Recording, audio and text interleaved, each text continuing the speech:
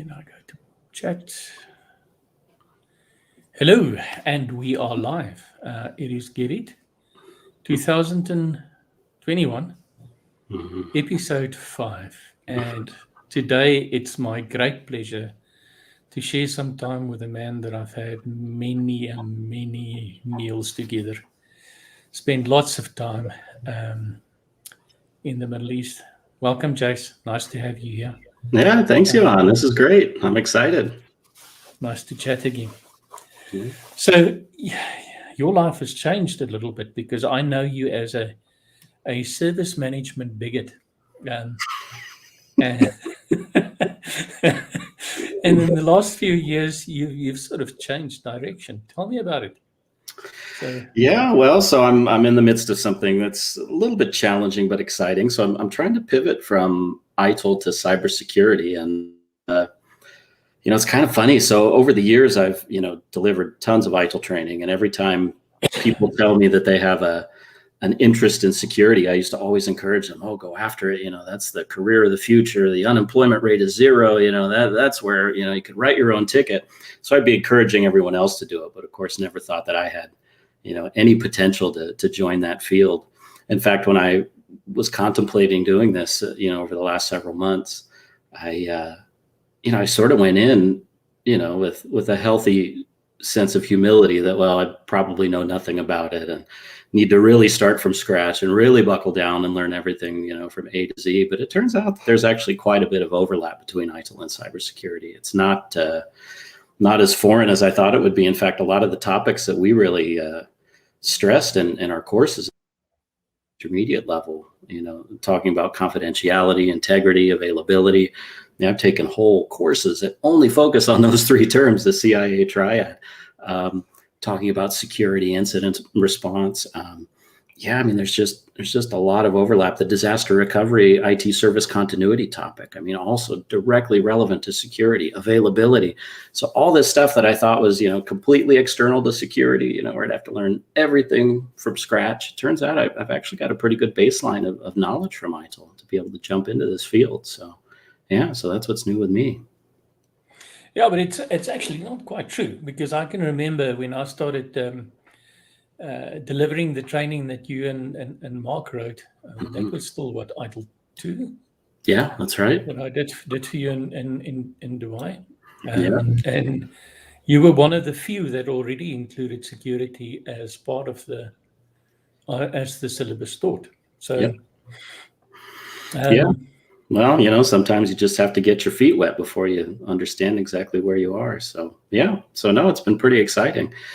Speaking of version 2, I do have to jump in here and tell a little bit of a story about how you and I got to know each other. So I probably told you this a long time ago. You may not remember this at all, but, I spent a big chunk of my career in Saudi Arabia, and I worked for the rep for Fujitsu, Siemens, and Hitachi.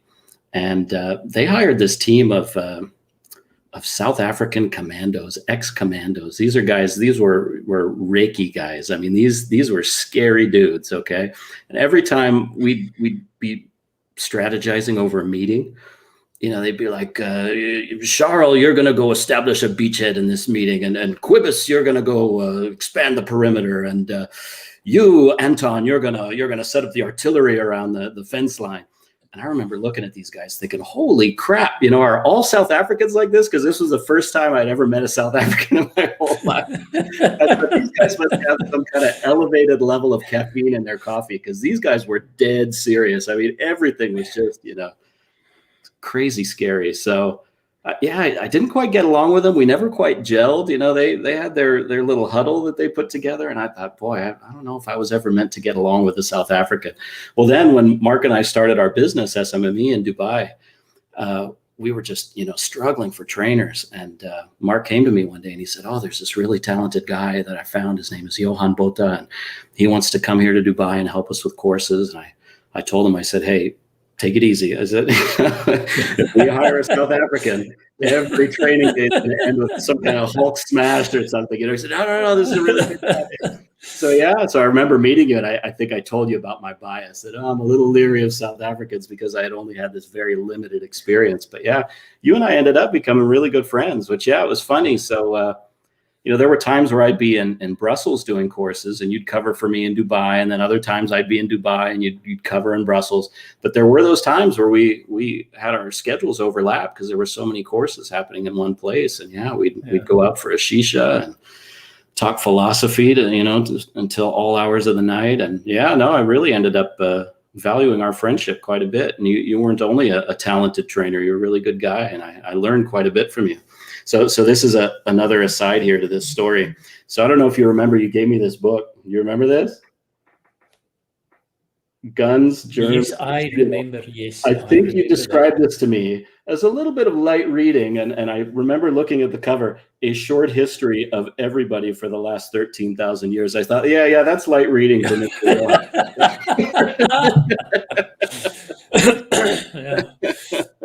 I've tried to read this book many times. I've gotten through the first 30 or 40 pages, and then I've realized it's above my pay grade.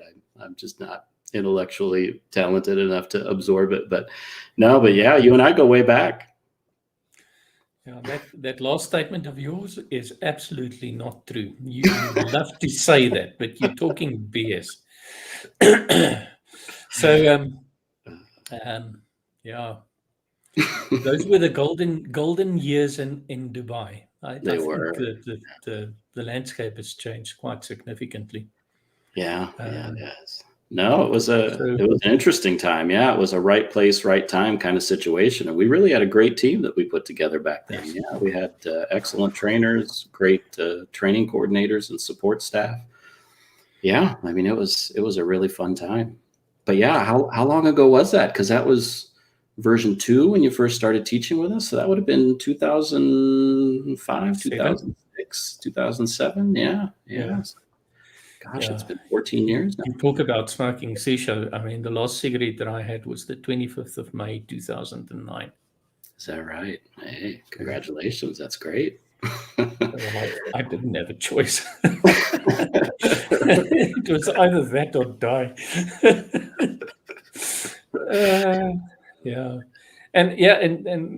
And that sort of makes me think about this whole security thing. There's a lot of things that we just have to do. We don't really have a choice. But what annoys me endlessly is when I get into environments where people start applying a bunch of rules and controls without thinking. Yeah, it's a big problem. I think what I've learned in, some of my research is that, I have worked for companies before where they thought the only way to provide security was to basically make life difficult, remove remote access, make people log in with 4 or 5 different factors of authentication, and you can't do that. I mean, you can't hinder business in favor of security, but you do have to figure out how to validate people's identity, how to authenticate them, so that once they're in, they really have free reign to access what they need to. And there's a lot of ways to do that. So, first of all, you've got, password controls that you can put in place. And I don't know if you've heard about this theory. Have you heard about something you know versus something you have versus something you are? Have you heard about any of that? No, tell me about it. Okay. So yeah. So with passwords, there's something right? It's the password itself. And you've either memorized that in your head or you've got it in a password manager, hopefully, if it's one that's kind of randomly generated. So that's one way to authenticate somebody. But then there's also something you have. And something you have could be a code that's generated by an authenticator app on your phone, right? So you see that a lot with organizations that are trying to beef up security. You give them your password, then it asks you to look up the code that expires in 30 seconds so you can enter that. And then you've got something you are, which is what we have on most of our phones, right? Your face is scanned to validate that you are who you say you are, or your fingerprint or whatever. So there are multiple methods to make sure that the person accessing the resource is the actual person, that it's not an attacker or a hacker. But then I would argue that once you're in, you need to have, easy access to all of the resources that you need to be able to do your job. What that doesn't mean is giving everyone admin privileges. Like, okay, I'm a genuine employee, so now give me admin privileges so I can do whatever I want in the infrastructure. But it does mean that we provide you with the least privilege that's necessary for you to get the job done, and that we don't turn off services that people really expect, like remote access, mobile access, things like that.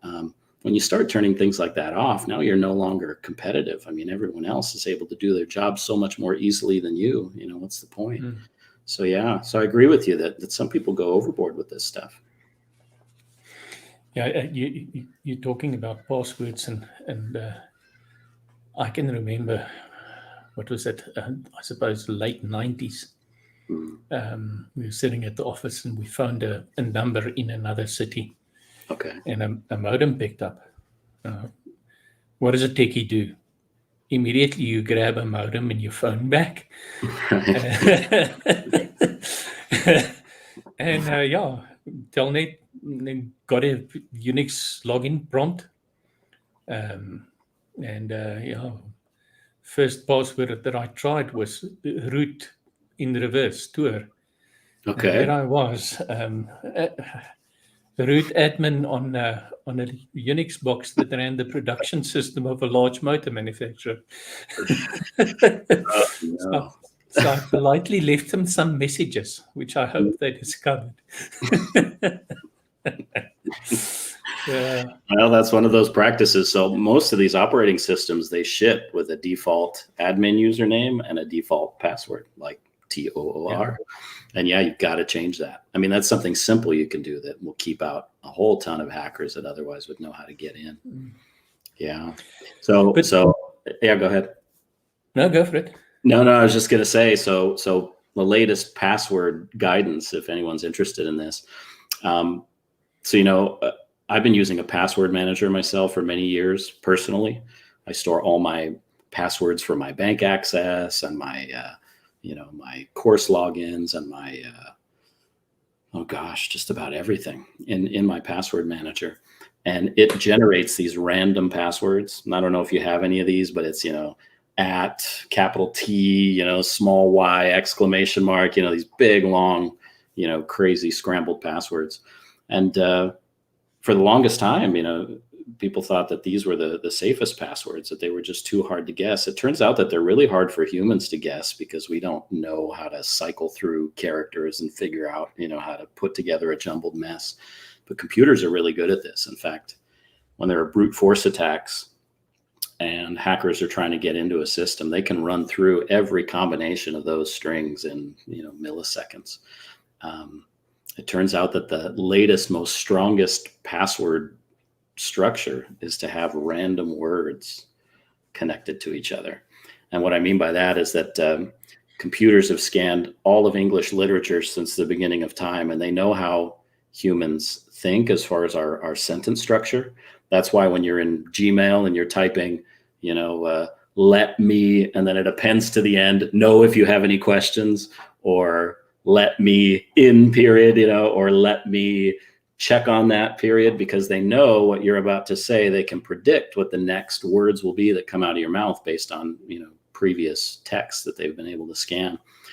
So they're very good at guessing passwords that are common sense, where it's a phrase or it's a quote or it's something that people say a lot.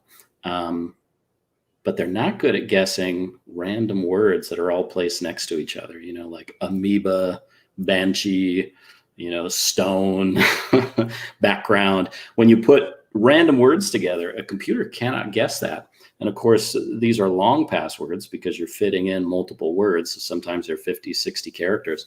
And so they're impossible for machines to guess. Not totally impossible, but it would take, eons. It would take, tens of millions of years for them to be able to crack them. So that's something else that I've realized, recently.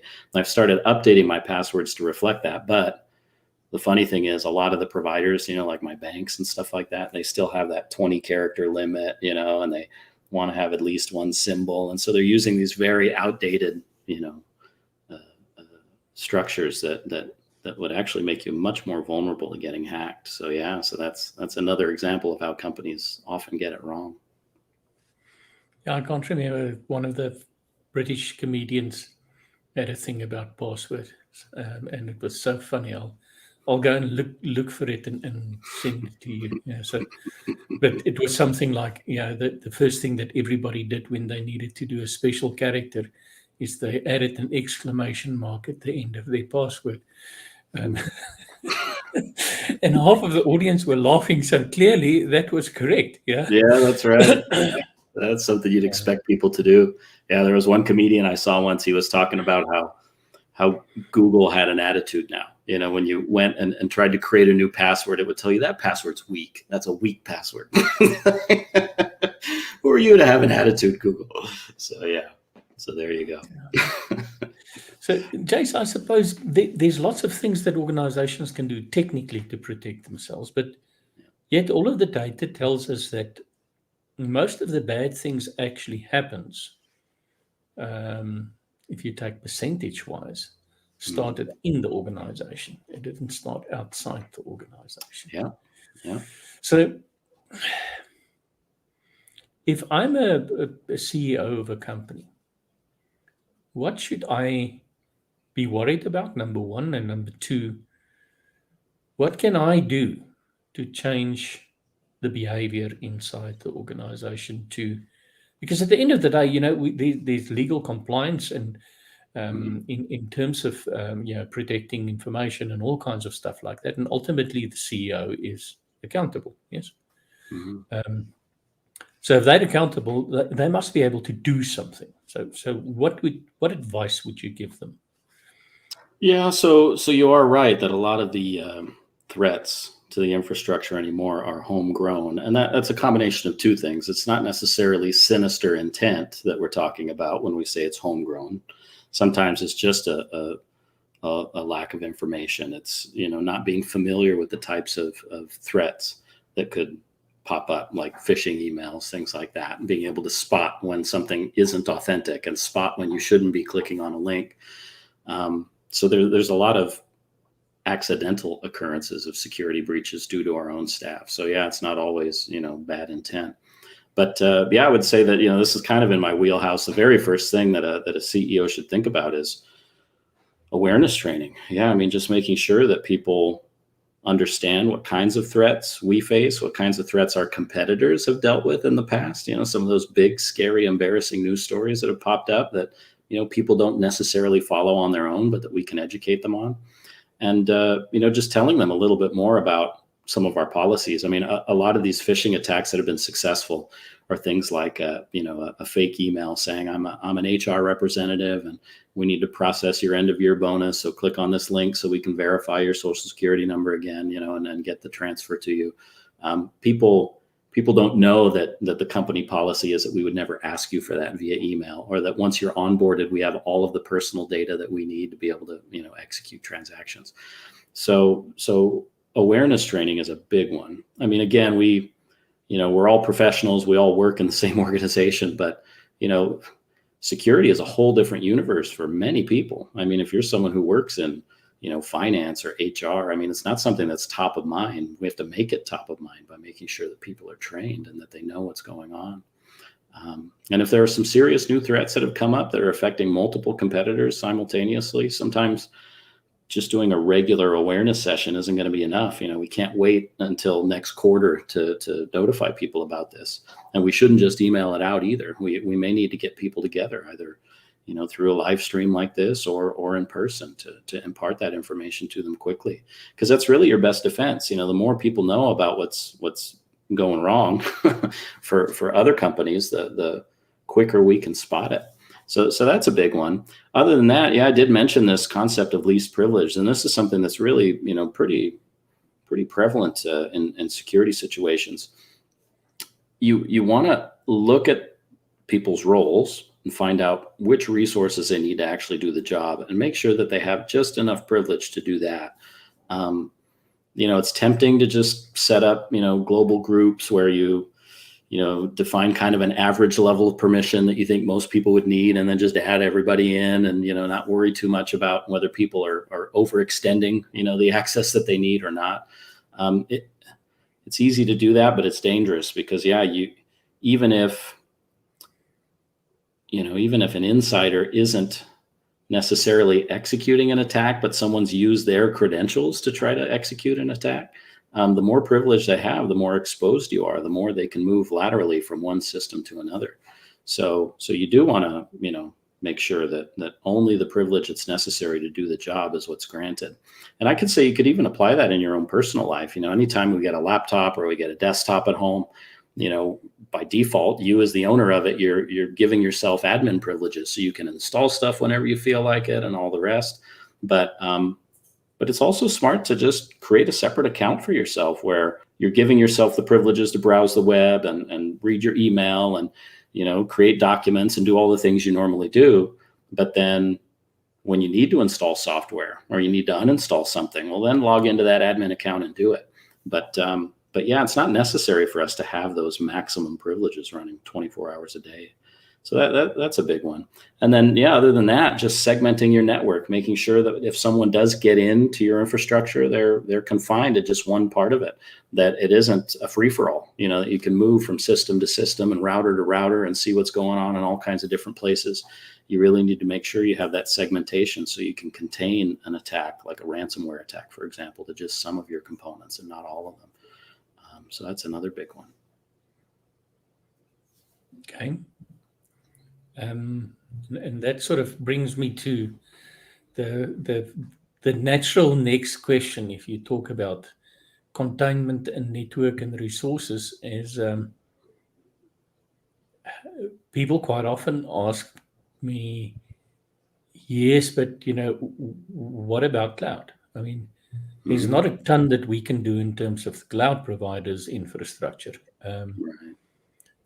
So we don't want to go cloud, or we worried about going cloud. What would your advice be in a situation like that? I don't think you can not go cloud. I mean, yeah, exactly. It's really hard to opt out, isn't it? Yeah, everyone else is doing it. It keeps your costs low. It keeps your your performance and your resource utilization, high. It's really hard to opt out of that ecosystem. And I think that's another example of, yes, you could close off remote access, or yes, you could, opt out of the cloud, but who's really going to do that and compete, in the year 2021? I think when it comes to cloud security, obviously if you're super, super serious and strict about, data protection, you can build into your contracts that you have the right to come in and perform regular audits and, do vulnerability assessments yourself with the cooperation of the vendor, to look for things like that. I think most organizations are doing that anyway, and they should, stipulate what actions they take and provide evidence upon request that they're doing those things. But I think this also gets to a bigger picture question, and I apply this to my personal life as well, that things like access credentials or, personal identifiers, things like that, financial information. This information is only valuable as long as it's valid, if that makes sense. If you have, a username and password that you use to access your cloud resources, sure, somebody could, potentially, scrape that data from the cloud provider and log in with it. But if you're regularly changing your passwords and even your usernames, if you're scrambling those up on a regular basis, let's say every week or every 2 weeks or once a month, then that breach is only possible within that short time frame that you've allowed. So there are ways to protect yourself even if your cloud provider is compromised, and that's just making sure that the information doesn't remain stale. So I'm going to keep my telecom provider's name anonymous, but I think people will be able to figure it out. So recently there was a major data breach of a US telecom, and I'm a customer. And, I got the dreaded email of, they've got your social security number, your license, your address, but not your credit card number. So don't worry, they don't have your credit card number, but they have everything else. So we're sorry, we apologize, and we're going to give you this identity theft protection, for free for 2 years. So, okay. So I signed up for it. And what it is you put in your information and it searches the dark web to find out if any of this stuff is out there. So one of the questions I ask is, what is your driver's license number? And this is something that came into my mind that, oh, geez, here's my driver's license number. And I asked myself, how long have I had it? Well, I've had it since I was 15 and a half when I got my learner's permit here in Arizona when I was a teenager. And I've since moved in and out of the state and even gotten different licenses in other states. But every time I come back here and I get my license again in Arizona, they issue me that same number that I had when I was 15 years old. Can you believe that? So governments aren't very good at this. I mean, the smart thing to do would be that every time you renew your license or every time you lose your license, that they would issue a completely different number so that whoever has that information on the dark web is no longer able to make any use of it. But yeah, unfortunately, we use these kind of outdated practices to assign identity and to provide information. So I would say, yeah, when it comes to cloud, you can apply some of those same principles. If you use a certain payment card, call your credit card company every quarter and ask them to issue you a completely new number. If you, log in with a certain username and password, scramble up that username and password every couple of weeks, because that way, if someone is able to steal that information, it's only valuable for a short period of time. So now you're telling me I must use random words and then change it every second week. Right? At my age. Easy peasy. I must See, that's just what the hacker's counting on, which is that you won't do it. I nearly told you where the list is of all the words that I need to recover my nano wallet if I lose it. There you go. Yeah. It can be a little scary. Yeah. But no, I mean, again, it all depends on risk versus reward, right?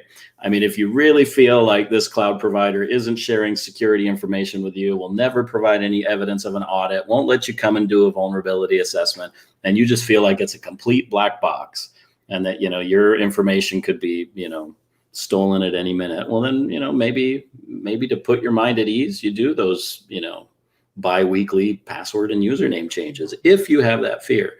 Now, if this is a company that's got a good track record, they're transparent with you and they share information with you when things happen and they tell you what they're doing about it, well, then maybe you don't feel like it's so necessary. But yeah, I mean, I think even just kind of the baseline guidance of change your password every 90 days or so, just as good security hygiene. I think most people don't even do that. So yeah, that's unfortunate, because then you're giving someone access to that stuff for years and years and years.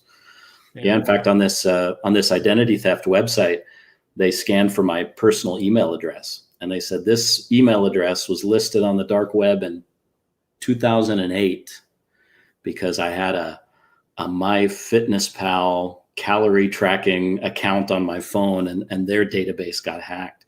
So that means for the last 13 years, that email address has been completely visible to the whole dark web, and people could, sign up for things with it, or they could, try to assume control of that account. Luckily, the provider I'm with, I think, has pretty good security controls, and they haven't enabled that. But yeah, the point is these things can stick around for a long, long time. And yeah, if you're really, really paranoid, and I'm not there yet, but I'm getting there. Now they've got masked email addresses you can create. So when you sign up for a service, you go to this provider who will create a scrambled email address for you that will point to your actual email address. But what it allows you to do is sign up somewhat anonymously. But not only that, if that provider starts to get carried away with spam and you try to unsubscribe and they don't stop sending you emails and, it just kind of snowballs, you can just delete that email address from the universe and they can't contact you anymore. So you don't really need their permission to stop receiving email.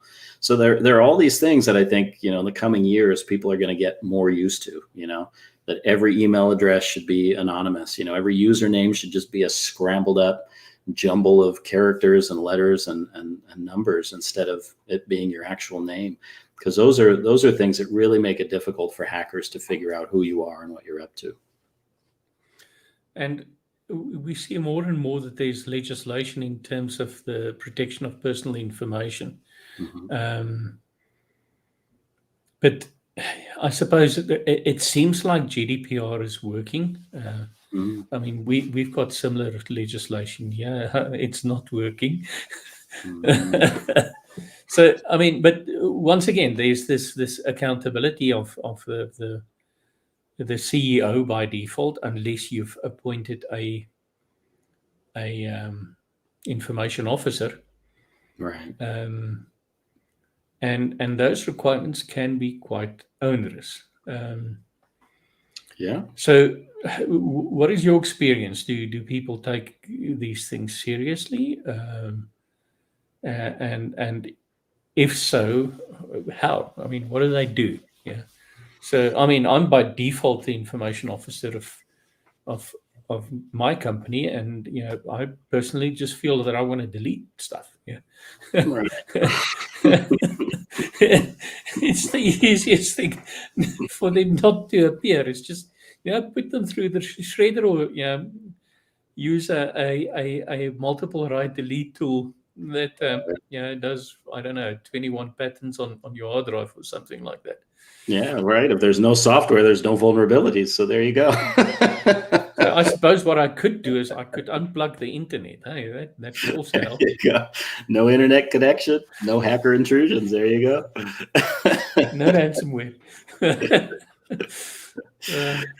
Well, so I think there's two sides to this coin. So there is something to deletion. Okay, and I'm gonna stick up for the security officer that proposes that, and I'll tell you why. On my phone, on my desktop, I've got loads of software I've installed that I thought I would use someday, and I don't use it. I mean, this is just I'm probably sharing too much, but so I have always used Google Docs for all my word processing and everything. And I use my free Apple software, Keynote and Pages and stuff to build courseware. But recently I signed up for this university program, and they gave me free access to Microsoft Office, and all the software that comes with it, which I've been too cheap to pay for years and years. So I immediately got very excited. I thought, oh shoot, I get every single Microsoft software for free, and I can just download it and install it on every single device unlimited. So of course I did that. I installed every single Microsoft app that came with the subscription. But I haven't used them. And what's the harm then in keeping them installed? Well, first of all, it slows down your system a little bit to have all that extra software on there that you're not using. But second of all, every time you hear about some major virus or ransomware attack, they tell you it was, the macro, function on Excel that was exploited to, to make the virus spread like wildfire. And I never use Excel. I've got it on my machine, but I don't use it. I mean, I'm not a spreadsheet guy. I don't sit there doing numbers all day. I've got, other ways that I can do that in the cloud. So I've started to question myself about, okay, do I really need all this stuff on my phone? I've got a CRM app that I did a trial on 6 years ago, and I still have the app, on my iPad and on my phone. It's like, well, why do I still have that? I'm just leaving myself open to potential vulnerabilities, because I don't know if this developer keeps the app up to date. I don't know if they are aware of some of the security threats, whether they're patching their app regularly, because I just don't use it. So there is something to that, to making sure that people don't install stuff just because they can, that they install it because they're actually using it. And this is funny, even on my Apple TV device that I use to watch, on-demand programming, there are apps that I've downloaded that, offer free movies or free shows where I haven't watched those, channels in ages. And it occurs to me that why don't I just delete it until I think there's a movie or a show on that app that I would actually want to watch. And then I can download it in 10 seconds and then select the movie and watch it. So keeping yourself vulnerable between when you thought you needed it and when you actually needed it, that's not a good thing. Yeah, you want to be able to scale that back. Expanding on that further, though, because I kind of went off on a tangent, but there's the preparation side, the prevention side, which any serious security professional should be worried about. And there's all the things we talked about: segmenting your network, having people refresh their passwords, doing the awareness training, uninstalling the software you don't need, providing least privilege. Those are all things that you can do. But we know in real life, those things are not 100% effective. There are always breaches that still happen. And I think where organizations really drop the ball is they don't do the other side of the coin, which is the incident response planning. You have to do that. Yeah. And that's tough because it's a lot of guesswork. You can't know every threat that could potentially affect your business. You can't know how much of the infrastructure will go down. You won't know how people will react. You won't know if it'll be just you or industry wide. There's so many unknowns, but you have to nail down a plan. You have to know what you're going to do when all of these, safety measures fail. And that's something that we've talked a lot about in ITIL over the years, especially with the continuity topic. But I used to go crazy with those topics in class. I mean, I would spend a couple of hours, talking about them, even though on the test there's maybe one or two questions, but I just found that stuff fascinating. That people would, actually sit down and try to predict what could go wrong and have a plan that would help people get organized mentally, because, when there's an emergency like that, everybody just loses it, and to have something that you can refer to, that takes a lot of work and a lot of refinement. So yeah, I would say if you're a company, sure, think about all the preventative measures, put those in place. Don't get carried away, of course, but you have to do the incident planning. You have to spend at least as much time on that, if not more. And that starts with understanding risk. I mean, this is one of the things that annoys me when I do. Yeah, believe it or not, I do from time to time do 27,001 audits. And the security people don't like me because they want to show me all their controls, and I tell them I'm not interested. Right.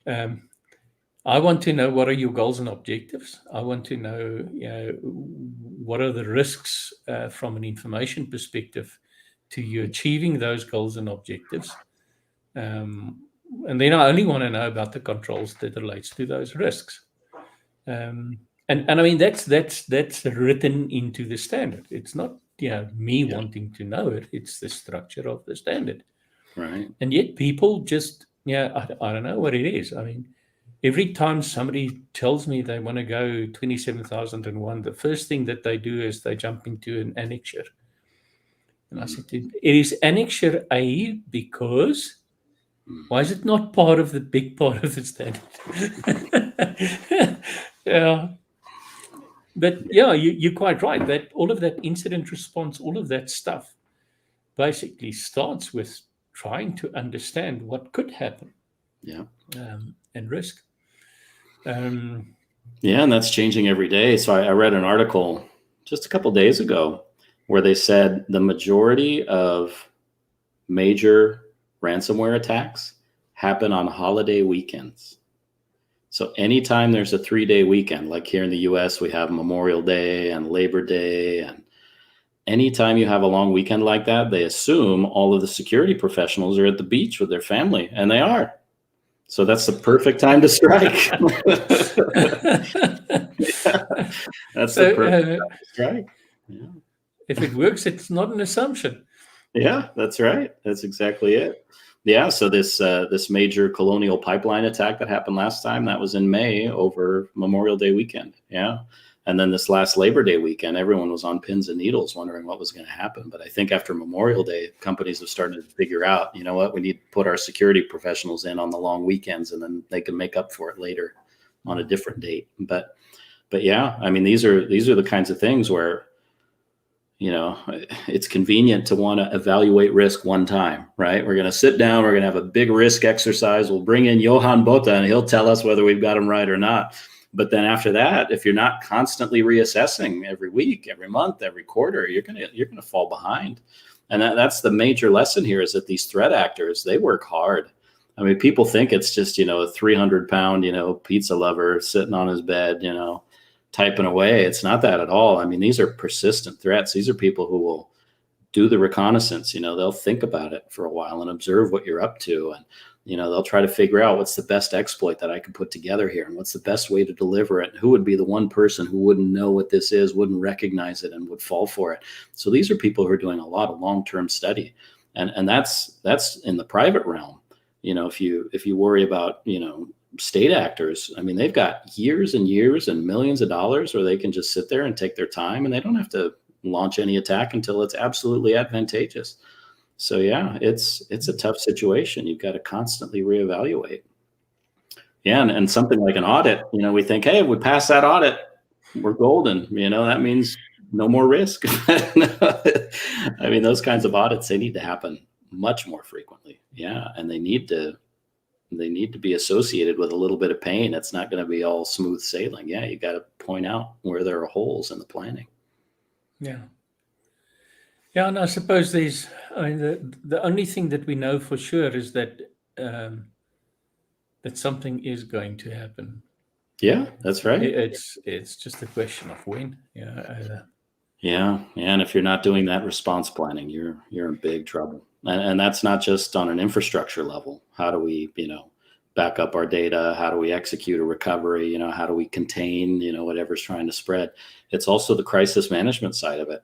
How do we communicate this to the public? And how do we apologize in a way that, our customers will accept and not find offensive, and how do we, make sure we give regular updates and provide the air of transparency that people are looking for. And those are all things that people do try to figure out on the fly, but man, it's painful to watch. It's embarrassing when people are just trying to shoot from the hip and figure it out. I mean, that's how CEOs get fired in a matter of, hours or days, because they're just not ready. Yeah. And it doesn't take, a ton of planning, but you got to put some thought into it before the S hits the fan. Yeah.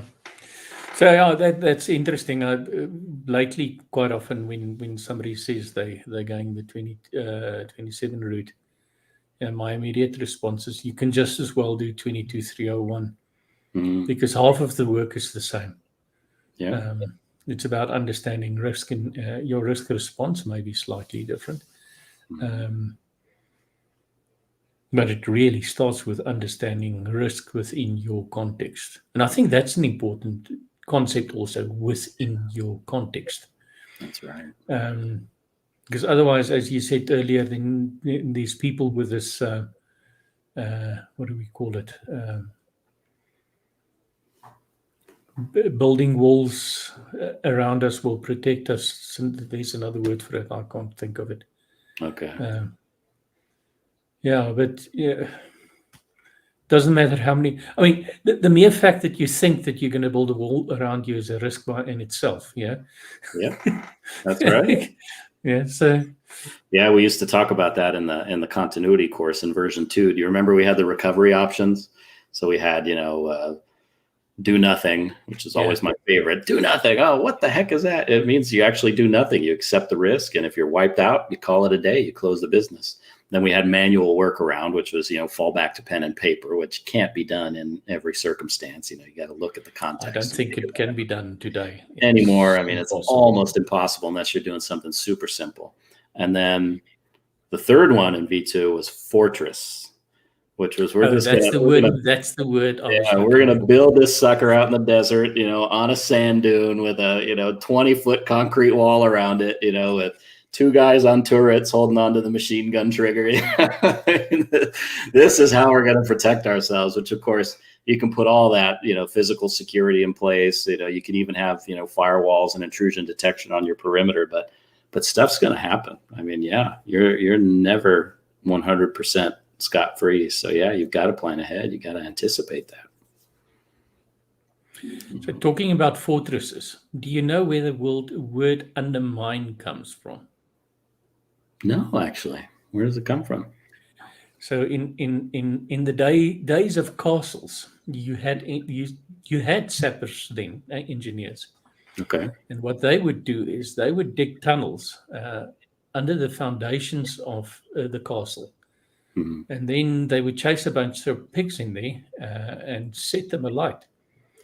And the heat would actually undermine the foundations, and the wall would fall. Oh, there you go. Interesting. Okay. Very cruel, though. Yeah. Yeah. Burning terrible way to go.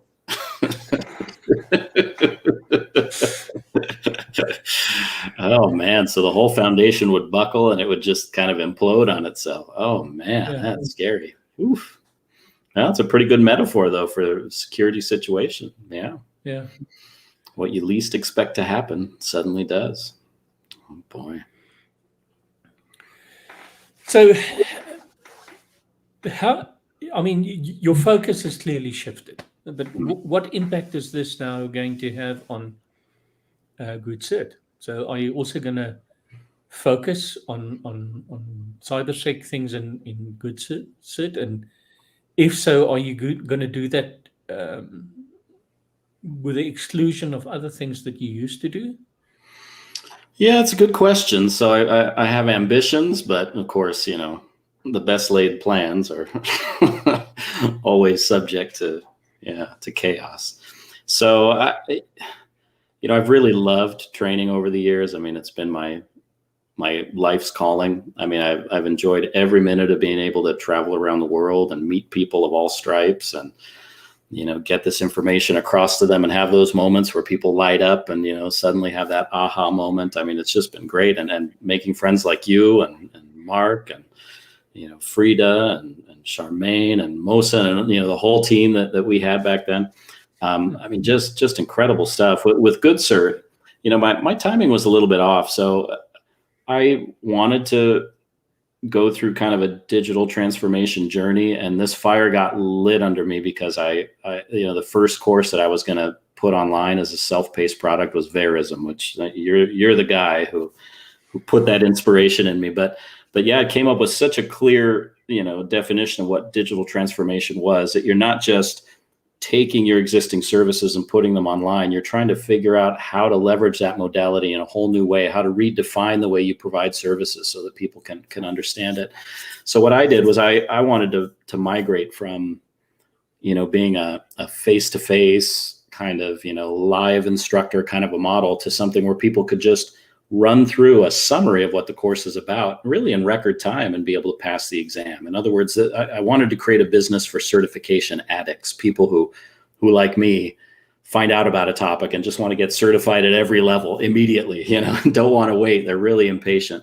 So these courses that I built, they're courses that you could, complete in 4 or 5 hours and instead of spending, 3 days in a classroom. And I did it at a time when it was kind of a novelty. The pandemic hadn't hit yet. Most people were still kind of convinced that e-learning was a bust and that, you could really only learn something from an instructor. But, I had a lot of clients from the classroom days that were really interested in trying to pick up a self-paced course. So initially it was pretty successful. But when the pandemic hit, everything changed. So at first we all celebrated, when the pandemic hit, sure, there was loss of human life, but from a business perspective, this is a bonanza, right? I mean, everybody was like, yeah, all right, e-learning is going to take off. It's going to be, everyone in the whole wide world is going to need it now, which that lasted for about 2 or 3 weeks, I think. And everyone started to realize, oh, hold on a second. People are worried about survival right now, not about where they get their training from necessarily. So, all of a sudden, every single classroom trainer in the whole wide world had to get online. And, it suddenly became, I hate to say it, kind of a race to the bottom where there was a lot of really quick, low quality stuff at rock bottom prices that was put out there. And it became almost impossible, I think, to navigate what was good and what wasn't. So at least for my business, the pandemic has been pretty rough. And I think that's pretty common here in the US, at least for small businesses in general, that small businesses just took a beating this pandemic. I mean, you have really big businesses like Amazon and Google and Facebook that really, doubled or tripled their revenue, during this time.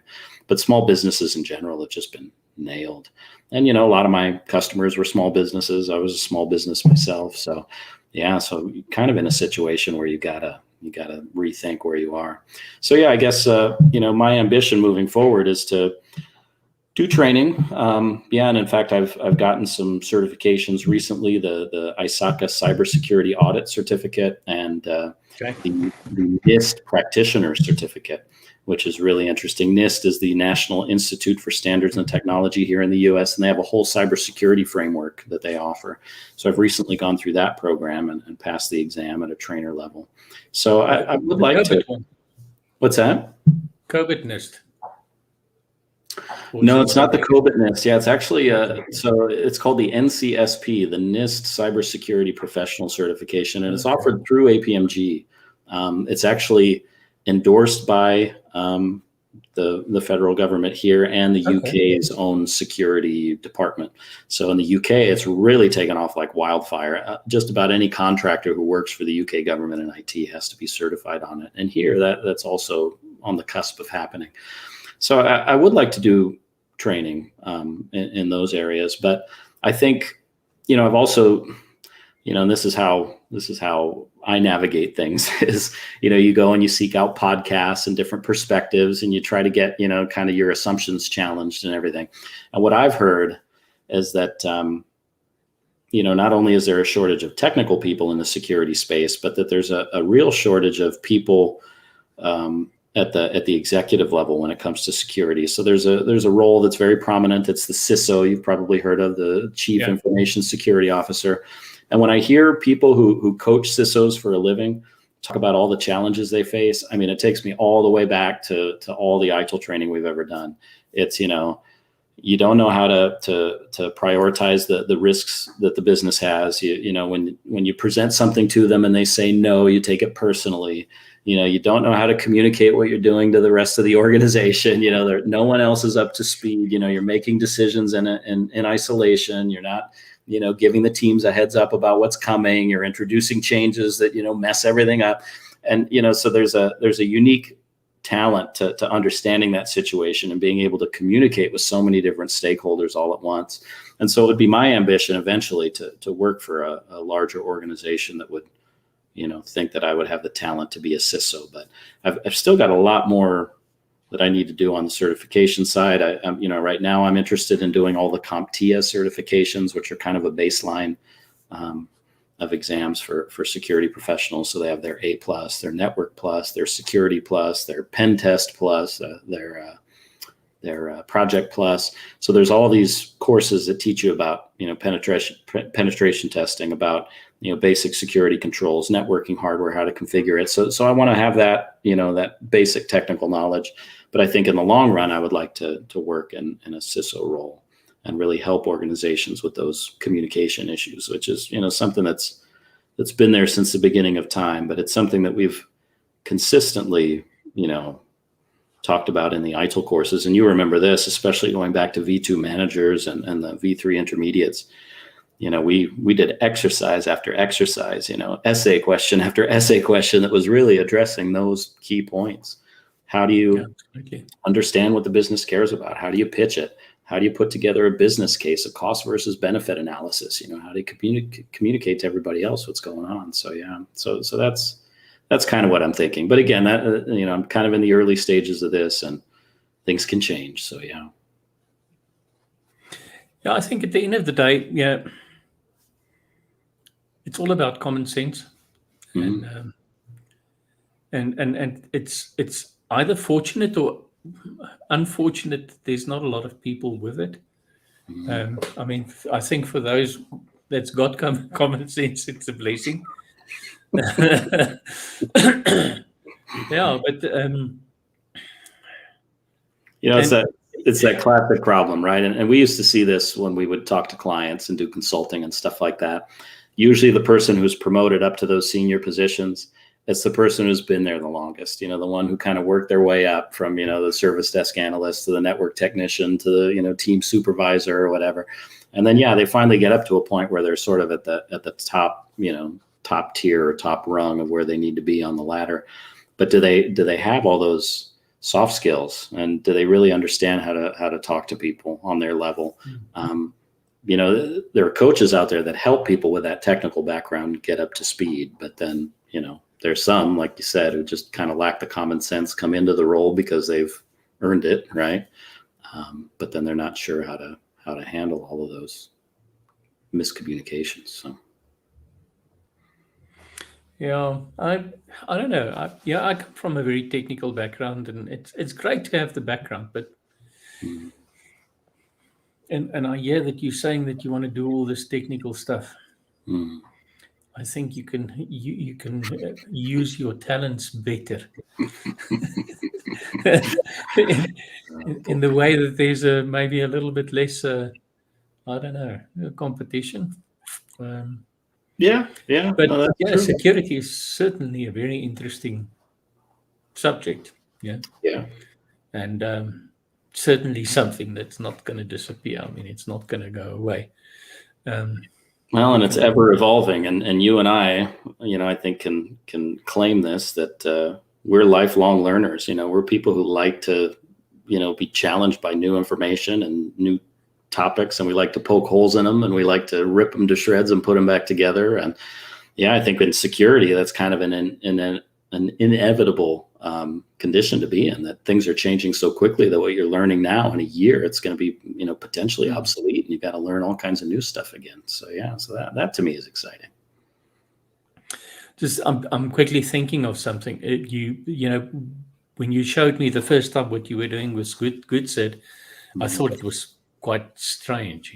This little micro snippet things that you're doing. And today, everybody is talking about microlearning. Yeah. So, there's a number of times that you've been so far ahead of the pack. But it's always a matter of timing. Yeah, you got to time it just right too. So it's fun to be a little bit ahead and try to be on the bleeding edge, but you got to time it just right. And that's critical. Yeah. Yeah. So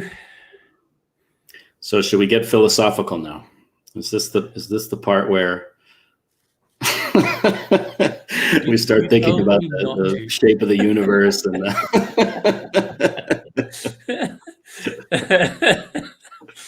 yeah. So what's the answer? 42? Yes. The answer to all things. Oh, boy. Okay. So if you're listening and you don't know what 42 is, go and Google it. We're not going to tell you. But you have to be our age, I suppose, for that to be common sense or common knowledge, right. At least. Yeah. No, that's absolutely right. Yeah. Do you know what you said to me the other day? I must go and look for some photos of Dubai growing. Yeah. And I virtually got nothing. Yeah. Isn't that sad, actually? Yeah. It is. I should check in with Mark, my ex-business partner, and ask him about that, because he had a real fancy camera and he used to take pictures a lot. I don't know if he ever took pictures of our get-togethers. He probably did, but I was always a little camera shy. This about me, that as a kid I moved around internationally a lot. So my father worked in mining, so we lived in South America and Central America, and then moved to Saudi Arabia when I was a teenager. I went to high school in Austria. And changing places so often, I think at one point we moved 6 times in 3 years or something. I just didn't really want to be nostalgic at all. I just wanted to move on to the next thing, get my bearings and, try to figure out how to survive. And so pictures were not something I really focused on much. And it's funny, when I was in Austria for 3 years of high school, we went everywhere. We went to Prague, we went to Paris, we went to Budapest, we went to Vienna, we went to, Venice, we went to Rome, we went on all these trips and I took no pictures, none. Isn't that crazy? No, that is crazy. I mean, back then there was no social media, but there were cameras and there was film, and, every tourist spot would develop the pictures for you. And I just didn't take any pictures. Isn't that bizarre? Yeah. I really regret that now. I've got souvenirs from all those places, but no pictures. Yeah. Yeah, but the souvenirs are not precious. The pictures most probably would have been. Yeah. And that's one of the, I'm not, no, I lie. I'm a social media addict. I spent a quarter of my waking day on some platform doing something. And I used to be so averse to this, and I was so annoyed when the kids were still at school, and said, "Stop with that! I'm going to take your phones away." Yeah. Now I'm the one sitting on my phone the whole time. But what I love about it is that you get these memories of things that you post. Yeah. So my memories on Facebook don't go back that far. It's about 10, I would say 10, maybe 11 years. Yeah. But it's precious. It's precious to be reminded about moments. Yeah. And I think we, especially mid-career or early in mid-career, we take far too little time to have moments. Yeah. And I was also not a very sentimental and nostalgic type of person. Well, as I'm getting older, can I sit and reminisce? And yes, and I want to. I mean, I made contact again with. I was in primary school. I was in a different small little town, a little rural town, and then in high school I went to a larger city. Okay. And I virtually converse with my primary school mates on a daily basis now, All right. because we've got a little WhatsApp group and we talk. Yeah, Yeah. spread all over the world. Um, Yeah, that's incredible. Yeah, so I've reconnected with a lot of old acquaintances from when I was younger, and in different places around the world. But it's been so many years since we had any contact. Yeah, I feel pretty disconnected. But I repeated that same mistake. When SMME and my other business, CertWiz, were running on full cylinders. I was going to Oman and Bahrain and Kuwait and Saudi Arabia and Qatar and traveling around Europe, doing courses in Finland and Belgium and Germany and all these places. And same thing, didn't take any pictures. Don't really have much of a record of any of that other than our recollection. All of us who were part of it. So yeah, so I kind of regret that. I mean, we all complain about the ills of social media and how it's ruining society and all the rest. But there is that component to it that it does kind of encourage you to keep a record and keep a journal of what you're doing instead of just flying by the seat of your pants and hoping that someone. So I've got one other gem for you, one other nugget here.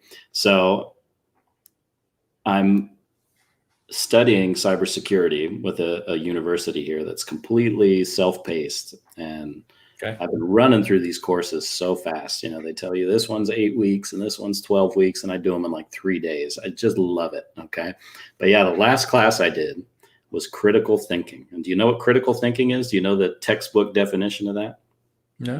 No. So critical thinking is thinking about how you think. Okay, it's coming up with a process for how you think things through, how you process information, okay, and what you do with it. And of course, what people should do and what we don't do, especially on social media, is you should actively seek out opposing points of view. So you come up with, this grand plan, some grand scheme, and you think you've got it all thought through and you know exactly what's going to happen. And they say that's the moment where you need to go out and seek other people who can challenge all your assumptions and tell you everything that's wrong with that idea.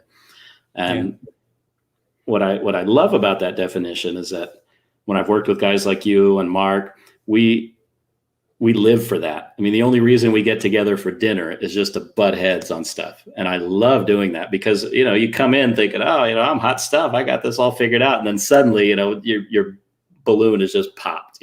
But I think that's a larger problem in society, that we don't do that anymore. And, I regret that. Yeah, because I think that, too many of us, we just want to be in our own bubble. We want to believe certain things. We want to seek out other people who will reinforce it, but we don't really challenge each other anymore. And when that happens to you in your personal life or with your politics or whatever, that bleeds over into how you work. It means that you'll be making decisions and you won't really want a different perspective because it's too painful or it's too embarrassing, or you don't want to look like you don't know something, and so you just kind of, go your own way. And so I found that course fascinating because, they articulate not only how you come up with a coherent process for thinking and processing information, but they also talk about the fallacies that are out there, the techniques that people use to try to manipulate you or change your point of view when really they're not being honest or transparent about it. And there's a big long list. I keep telling myself I'm going to memorize the whole thing, but they had one that, they've got some of the classic ones like the slippery slope, right?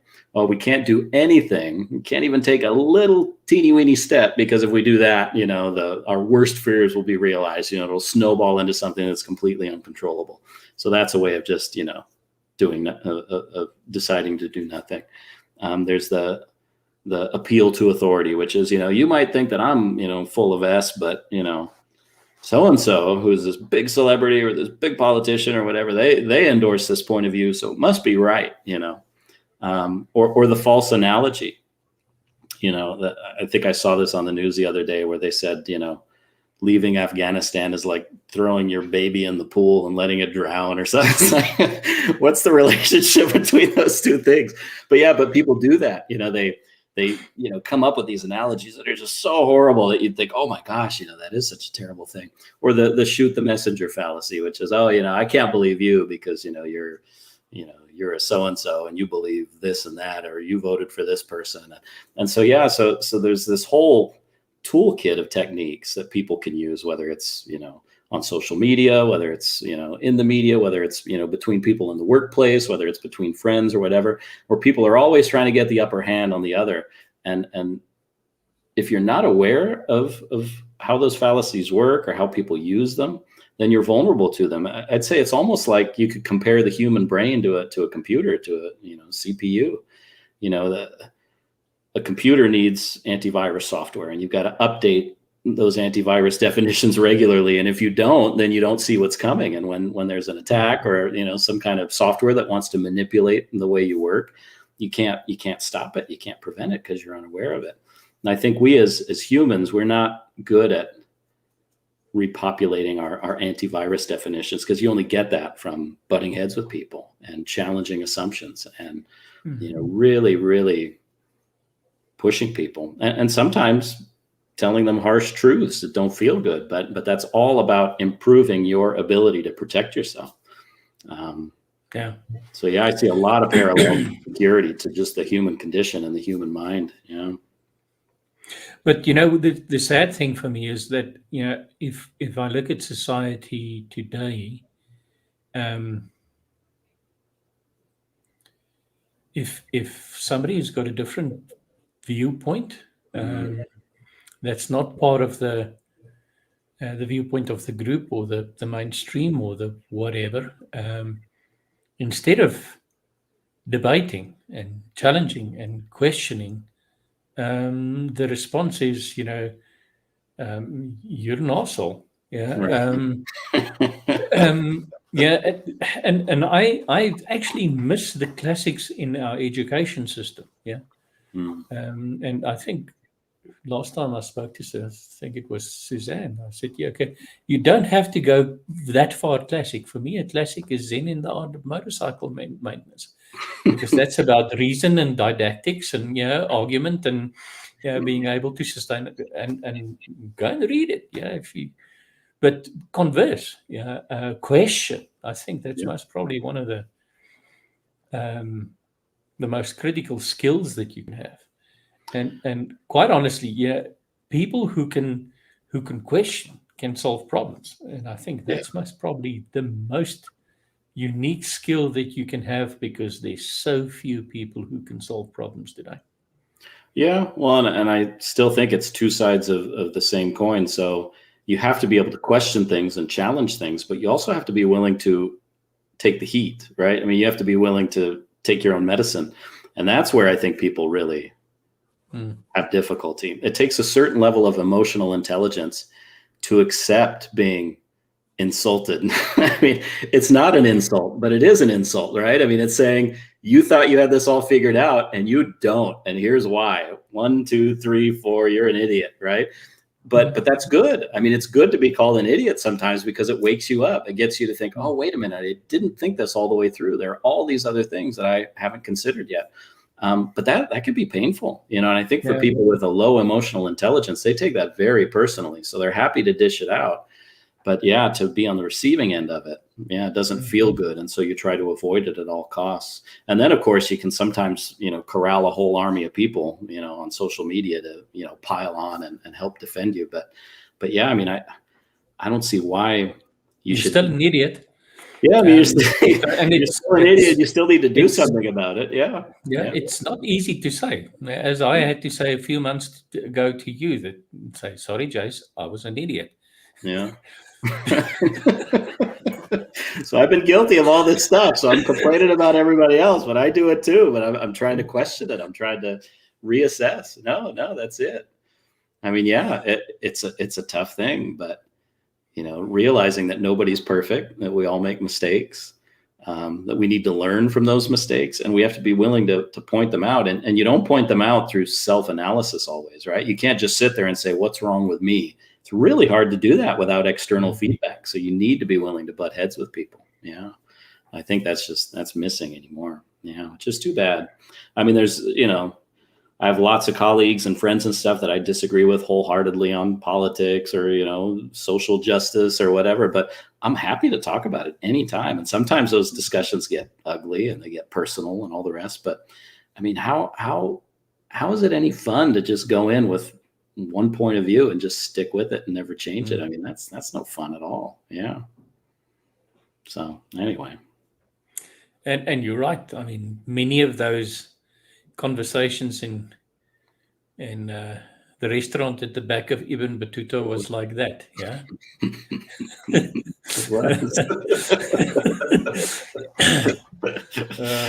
I miss those days. Yeah, me too. Well, there's no reason why we can't keep doing it, but yeah, no, it's something that I would hope, my kids and friends and family and colleagues, ultimately realize that, when you live in a society and, you're trying to grow as a person and you're trying to do better, you just got to be willing to be challenged all the time. And that comes with the territory. And anytime you don't get challenged, you don't butt heads, you get lazy and you get soft and you start to drink your own Kool-Aid too much. You start to believe that you got it all figured out, and that's not good. Yeah. I mean, that leads to a lot of wasted time and a lot of wrong assumptions. And sometimes it doesn't take very long to figure out that you're off base. So, yeah. So I would hope that people would take that to heart. But yeah, this is all interesting for me because I think this about me. I'm a 2-time college dropout. So when I graduated from high school, I went to this prep school, and it was like a college environment already. We were separated from our parents. We lived in a dorm on campus. And so I felt I already had the whole college experience by the time I graduated high school. So I went to college for a year in Florida right after high school, and I just hated it. Oh, I thought it was the worst. It was so slow, and anytime I needed help, there was no one available, and trying to get to know a whole new group of people in my home country, which I hadn't lived in for a long time, that was difficult for me. And so I just had enough. I think I left school 2 weeks before, the end of the semester, and got a bunch of bad grades. But then I ended up working after that, and then went back to school and was doing pretty well for a while. But then I ran into a professor that really, really made me mad. So I was looking for my opportunity to pounce, and I did. So yeah, now deciding to go back to school here a third time. I have a mentor that I deal with every week, a cybersecurity professional, and one of his red flags is, have you ever dropped out of college? Oh yeah, twice. Ding, ding, ding, ding, ding. So he's worried that I'm gonna, put him on the spot. But I love this new program because it's completely different. It's self-paced. You study quickly. You take exams online, have them proctored. It's all the stuff that we've done in the private space, but now it's applied to academia. Mm-hmm. And I looked into other schools where they had the traditional schedule. You have to show up on Tuesdays and Thursdays, from 1 to 3 o'clock. And then, the rest of the week you just sit and twiddle your thumbs and wait for the next one. And I just couldn't do it. But yeah, moving into the program, it's completely opened my mind to how education should work. Yeah. So what is the program's name? Yeah, so it's a bachelor's degree in cybersecurity and information assurance, and it's with this university called Western Governors University, which is Okay. a fully accredited institution. But they partner with all of these private certification bodies like CompTIA, like ISC Squared. Okay. And they, you know, You get credit for stuff that you do there. yeah. In fact, it's all competency based. So what that means, and this is why I've been able to get through several classes quickly, is they'll tell you, you know, here's a class you need to take. There's a pre-assessment that tells you where you have knowledge gaps. And then there's the course, which you can take or not. And then there's the objective assessment, which is the final test. And they say, if you just want to sign into your objective assessment and pass it and never even look at the course, go ahead. Because if you have the competency and you can pass that test, you're done. You know, you move on. So for web development, for example, that's one of the courses you have to take. And I've been doing my own website stuff for, 16 years. So I took the pre-assessment, passed it. I had a few weaknesses in forms and scripting. So they said, go and look here and read up on that. So I did. But then, then you sign in, you take the test and you pass and you move on to the next one. So it's pretty neat. But yeah, I love everything about it. And it's really, really changed my perception of how higher education can actually work. But, the funny thing is everybody learns differently. And for me, this is like the perfect match. And I can't see how anybody would take any more than, 6 months to do a whole degree program. But there are lots of people that spend years on it and take their time and kind of pace themselves differently. So, to each his own. But yeah, I've really enjoyed working on this. And yeah, that critical thinking class to me was a big eye opener. It was fun. It's one of my bugbears with academia for years is this. Everybody, 10, 15 years ago, everybody started talking about competency-based education. And then I'll keep on asking the guys, so why do you say you have to take 3 years to do a PhD? Right. Or why do you have to have so many credit hours to do that? Mm-hmm. What has time got to do with competence? Yeah, surely if competence is properly assessed, you should get credit for that. Mm-hmm. And they say, yes, but just bear in mind that the learning process is also important. Yeah, I mean, that's one of the reasons why I still don't have a PhD. Because I just can't stick it out for 3 years. Yeah. After a year, I'm bored with the subject that I've chosen. Yeah. So what do you do if you suffer from attention deficit? Does it mean that you can't progress academically? Right. That's not fair. It isn't, but that's the traditional route that people take. And what's fascinating to me is not only does this program offer their own courses, but they'll sometimes, offer the course of the certification provider for you to take. And then they also give you a Udemy subscription and a LinkedIn Learning subscription, all as part of the tuition. They say, look, you can go and take courses there too if you want. I mean, just go and get the information, learn it, and pass your tests. And I don't really care what mix of those things you use. And to me, that's absolutely perfect. But there are those people that need that structure, like you said, where, I got to show up at 1 o'clock and I got to spend 2.5 hours, in front of the professor. And that's the only way I'll digest it. But for me, that is just, that's like a nightmare. I can't do it. Yeah, I think this is what tertiary education, actually what education should be. Mm-hmm. Yeah. And we should get out of those, I don't know, old modalities of thinking about academia. Mm-hmm. Yeah. I was a terrible student because I just always wanted to take the shortest route that there was. So I empathize. Oh boy, you and me both. Yeah, but see, we ended up becoming very successful teachers. So what does that say? Well, yeah, and I mean, I've always had this thing that I couldn't understand why the UK actually basically destroyed their polytechnic environment, which really focused to a large extent on practical learning, and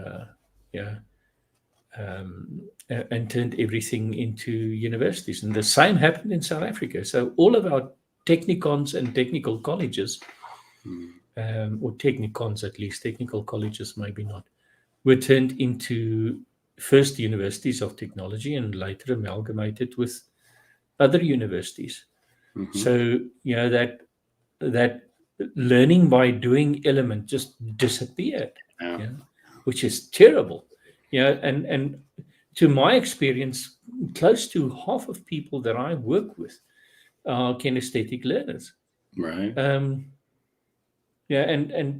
you want to force somebody like that to learn in using a teaching modality which is the absolute worst for them.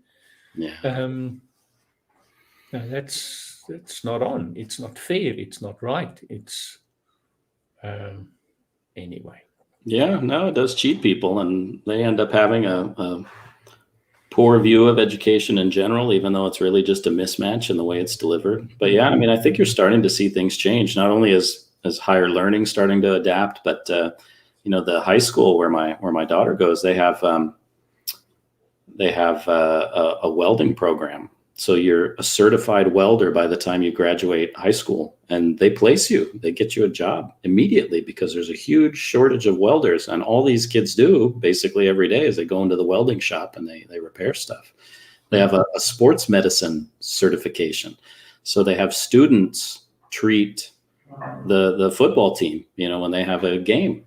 And they do that for years on end so they can earn their certification and actually be employed when they get out and stuff That's like awesome. that. I mean, that kind of hands-on, approach, I think is really rewarding for so many people. But yeah, to just read it from a book and, just kind of learn it academically, there are some people who are good at that. But yeah, I think you need to offer options to people. Like you said, I mean, if you've got a short attention span, you can't expect somebody to just sit there for 3 years in classes. It just doesn't work. Yeah, that's why this microlearning concept is awesome to me. Yeah. Yeah, well, and that's kind of I'm pleased to see now that at least in this program, they're basically following the same modality that I had worked on. I still don't know that the ITIL market is fully ready to pivot into something like that. And I think that's why, I've had such a struggle, but I think, the writing's on the wall that's kind of the future, at least for a subset of people. I mean, people like me, it's the only way that I can really learn. And, I'll spill the beans on this. Maybe I shouldn't, but I mean, with these courses, I'm completely in them. I'm in the zone for that 3, 4, 5 days, just completely, eating, drinking, sleeping that course. And then I take that test and I pass it. And maybe the next week I remember half of it, maybe, maybe a month later, I remember a quarter of it, but that's not the point. I mean, you've had the exposure, you know what it's about, you can talk intelligently about it. And did you memorize every single fact? And is it, committed to your head for all eternity? No, but to have that, that full involvement for that concentrated period of time, that to me is just invaluable. Yeah. I mean, I can't learn any other way. Yeah. I can't do it in little drip drops. It doesn't work for me. Yeah. Yeah, no, I mean, it's the surest way for me also to just, let everything go over my head. Because literally, I mean, if you don't keep me occupied, I get bored.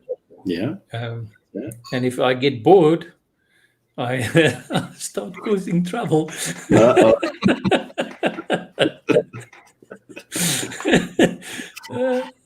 So I was always the naughty kid in the class, the disruptive one. Where's that lighter that was just on my desk? Where are those scissors? Yeah. Anyway, mate, we're nearing an hour and a half, so Oh boy. Stay online. But thanks for everybody that was watching. I hope you had fun with us, and it was an absolute pleasure to spend time with my good old mate, JACE FINMAN. Likewise. And no, we got to do it again, Johan. Yeah, we definitely enjoy each other's company. We still have another hour and a half worth of material, I'm sure. But yeah, we got to step back. Gotta save it for next time. We'll definitely do this again. I'm going to end the broadcast and see you guys next week. So we've got 3 sessions or 3 weeks in succession with sessions, because I'm going to take two weeks off after that. So see you next week. We're going to talk to Richard de Kok. So stay tuned for that. And after that is the IT skeptic. See you on the next Get It. Oh my goodness. All right. Well, thanks again, Johan. Signing off.